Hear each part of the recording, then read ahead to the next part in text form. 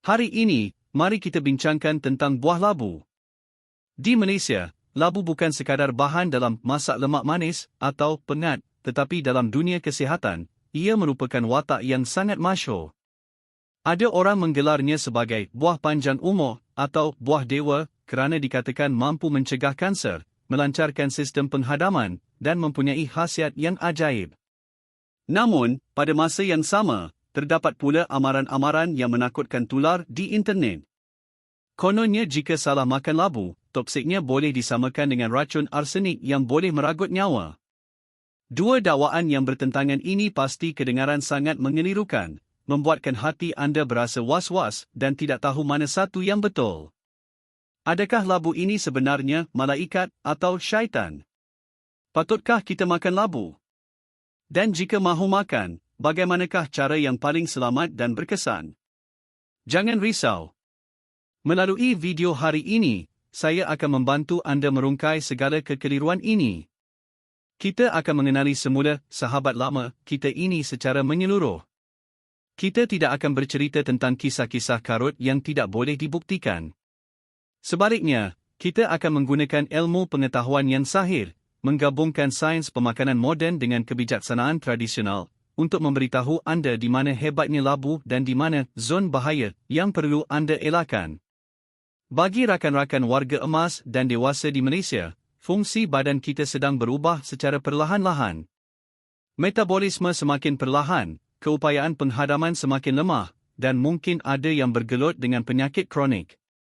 Oleh itu, dalam soal pemakanan, kita perlu lebih berhati-hati. Kandungan yang dikongsi hari ini berkait rapat dengan kesihatan diet harian anda. Tolong luangkan masa beberapa minit untuk menonton sehingga tamat. Saya percaya anda akan mendapat manfaat besar, membolehkan anda makan labu dengan penuh kefahaman supaya ia benar-benar menjadi permata kesihatan di meja makan anda, bukan ancaman keselamatan. Sebelum kita ke topik utama, jika anda benar-benar mengambil berat tentang kesihatan diri dan keluarga, sila tekan butang langgan, subscribe, dan aktifkan notis pemberitahuan. Dengan cara ini, anda tidak akan terlepas lebih banyak ilmu kesihatan praktikal pada masa hadapan. Di sini, kami mendedahkan kebenaran kesihatan yang jarang dibicarakan orang. Saya juga ingin tahu jika anda sudi berjalan bersama saya. Jika anda sedang menonton video ini dan turut merasai kepentingannya, sila type 1 di ruangan komen. Jika tidak, type 0. Anda juga dialu-alukan untuk berkongsi pendapat anda di bawah. Baiklah, mari kita masuk ke topik utama. Ramai orang di Malaysia hanya melihat labu sebagai sayuran biasa. Hakikatnya, nilainya jauh melampaui imajinasi anda. Bermula dari isinya yang kuning keemasan, bijinya yang sering dipandang sepi, hinggalah ke pucuk dan bunganya yang sering dibuang, semuanya adalah jidong nutrisi. Mari kita lihat 5 manfaat besar makan labu secara sederhana. Manfaat 1, menegakkan sembelit dan memulihkan selaput perut. Ia adalah tukang cuci dan pelindung usus. Apabila usia meningkat, pergerakan usus menjadi lemah, menyebabkan ramai warga emas mengalami masalah membuang air besar atau sembelit kronik. Labu adalah alat ajaib semula jadi untuk masalah ini. Ia mengandungi serat larut air dan pektin. Serat ini bertindak seperti berus lembut yang berkesan. Ia menyerap air, mengembang, menambah saiz najis, dan merangsang dinding usus untuk bergerak dengan lebih lancar bagi mengeluarkan sisa buangan atau najis lama. Pektin pula lebih hebat, ia adalah agen gel semula jadi yang bertindak sebagai pelincir dan lapisan pelindung. Ia menyerap bakteria, toksin, dan sisa metabolisme untuk dikeluarkan dari badan, sekaligus bertindak sebagai penyah toksin. Ia juga membentuk lapisan pelindung pada dinding perut, menghalang rangsangan terus daripada makanan kasar atau pedas, malah membantu memulihkan luka ulcer perut. Jika anda mempunyai gastrik kronik, makan labu yang dikukus lembut adalah pilihan yang sangat harmoni untuk perut. Manfaat 2, meningkatkan daya tahan badan dan mencegah selesema. Ia adalah pengawal imun badan. Di Malaysia yang cuacanya tidak menentu, virus selesema mudah berjangka. Kekuatan sebenar untuk melawan penceroboh ini bergantung pada sistem imun kita sendiri. Polisakarida dalam labu adalah penggalak imun semula jadi yang meningkatkan aktiviti sel imun seperti makrofaj. Ditambah dengan vitamin C yang kaya, ia membantu badan menghasilkan antibodi. Gabungan ini membina benteng pertahanan yang kukuh bagi melawan jangkitan virus. Manfaat 3. Melindungi mata dan anti penuaian. Ini adalah hasil daripada kandungan beta-karotin yang tinggi. Ia mempunyai dua fungsi utama. Pertama, sebagai antioksidan kuat yang menyingkirkan radikal bebas, yang kita boleh ibaratkan sebagai karat dalam badan yang merosakkan sel, menyebabkan kulit cepat tua, berkedut, dan berjeragat. Kedua, beta-karotin akan ditukarkan kepada vitamin A mengikut keperluan badan. Vitamin A sangat penting untuk kesihatan penglihatan, membantu kita melihat dalam gelap, dan mencegah rabun malam. Bagi kita yang sering menghadap telefon atau televisyen, mencukupkan vitamin A adalah sangat penting. Manfaat 4. Memperbaiki mood dan membantu tidur. Ia adalah penenang jiwa. Pernahkah anda baring di katil pada waktu malam tetapi otak ligat berfikir dan sukar tidur? Atau pada waktu siang berasa cemas tanpa sebab? Labu mengandungi asid amino yang dipanggil triptofan. Badan kita tidak boleh menghasilkannya sendiri, ia mesti didapati daripada makanan. Triptofan adalah bahan mentah untuk otak menghasilkan hormon kegembiraan, serotonin. Serotonin membantu kita bertenang, menstabilkan emosi, dan mengurangkan ketegangan. Apabila minda tenang, otak tidak akan terlalu teruja, memudahkan anda masuk ke alam mimpi. Makan sedikit labu semasa makan malam, seperti bubur labu, sangat baik untuk kualiti tidur. Manfaat 5. Menyerap toksin dan melindungi hati serta buah pinggang. Setiap hari, makanan dan udara kita mungkin mengandungi bahan berbahaya seperti logam berat atau sisa racun perosak. Fungsi penyah toksin labu sekali lagi bergantung pada pektin. Struktur molekul pektin adalah seperti jaring besar atau spen yang menangkap logam berat seperti plumbum dan merkuri di dalam usus untuk dikeluarkan melalui najis. Ini mengurangkan beban organ penyah toksin utama kita iaitu hati dan buah pinggang. Apabila kita mengendalikan labu, kita sering membuang bijinya yang berlendir. Itu adalah satu kerugian besar. Biji labu yang dikeringkan dan dipanggang adalah snack kesihatan bernilai tinggi. Makan segenggam kecil setiap hari memberikan manfaat luar biasa. Menurunkan kolesterol jahat, mengandungi fitosterol yang bersaing dengan kolesterol untuk diserap di usus, sekaligus melindungi jantung. Mencegah masalah prostat, sangat penting bagi lelaki warga emas. Kandungan zinc yang tinggi dalam biji labu membantu melindungi kesihatan prostat. Memperbaiki tidur, seperti isinya, biji labu kaya dengan triptofan yang membantu penghasilan melatonin, selain mengandungi magnesium yang membantu merehatkan otot dan saraf. Di kawasan luar bandar Malaysia, pucuk dan bunga labu adalah hidangan istimewa.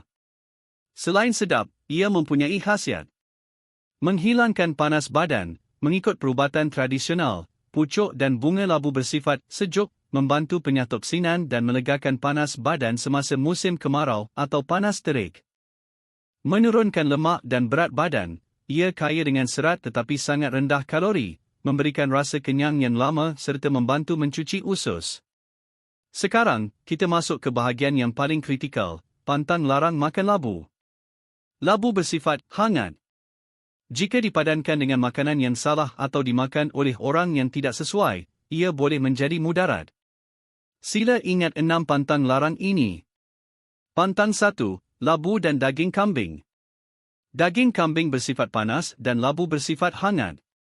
Makan kedua-duanya secara berlebihan sekaligus ibarat menambah minyak ke api, menyebabkan haba berlebihan berkumpul dalam badan, mengakibatkan perut kembung, senak, dan sembelit yang teruk.